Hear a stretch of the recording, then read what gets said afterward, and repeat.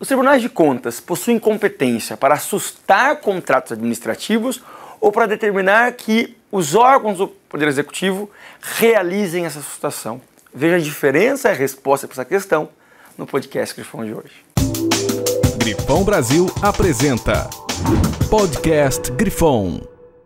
O artigo 71 da Constituição Federal, inciso 10, parágrafo 1º, traz duas regras muito claras sobre o controle externo da administração pública e que exige uma interpretação integrada em relação à atuação do Congresso Nacional e do TCU.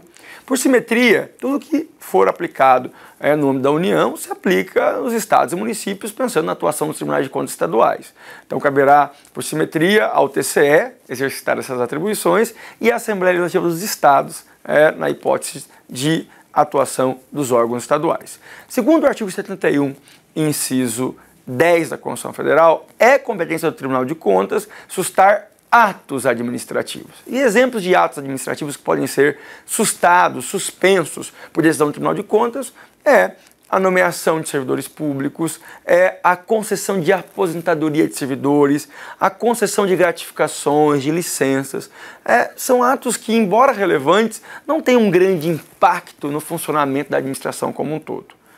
O artigo 71, parágrafo 1º da Constituição Federal, por complemento, determina que não é do Tribunal de Contas a competência para sustar contratos administrativos.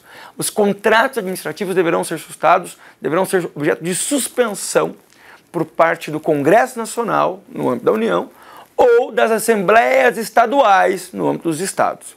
E essa determinação constitucional se justifica porque, em geral, os contratos administrativos são contratos de grande complexidade, que envolvem valores vultuosos e muitas vezes estão relacionados à execução de serviços públicos essenciais que não podem ser paralisados, como, por exemplo, o transporte de passageiros no município.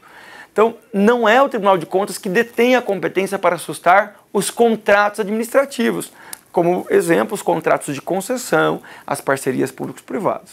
Ocorre que, ao interpretar esses dois dispositivos constitucionais, o Supremo Tribunal Federal firmou um entendimento que os tribunais de contas estão realmente proibidos de sustar os contratos administrativos, mas podem fixar um prazo para que a autoridade do Poder Executivo, a autoridade administrativa competente, realize a anulação do contrato administrativo ou até do processo licitatório que antecedeu a formalização do contrato, quando, ao realizar a fiscalização contábil e financeira, os tribunais de contas identifiquem eventuais irregularidades, eventuais vícios insanáveis que contaminam ou a licitação que resultou na celebração do contrato administrativo ou a própria celebração e execução do contrato administrativo.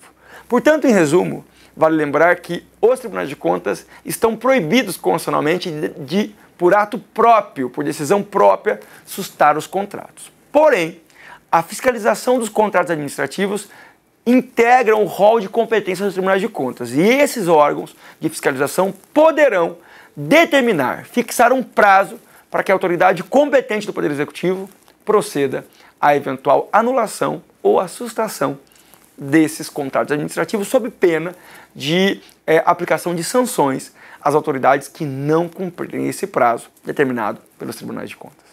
Gostou do podcast Grifão de hoje? Nós da Grifão agradecemos sempre a sua participação, o seu engajamento em nossas redes sociais. E eu lembro que o podcast Grifão está disponível em todas as plataformas digitais.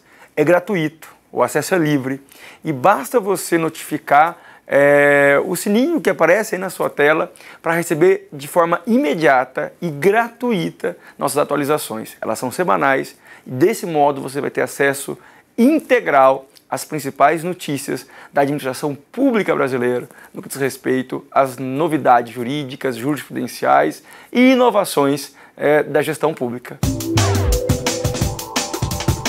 Você acompanhou Podcast Grifão.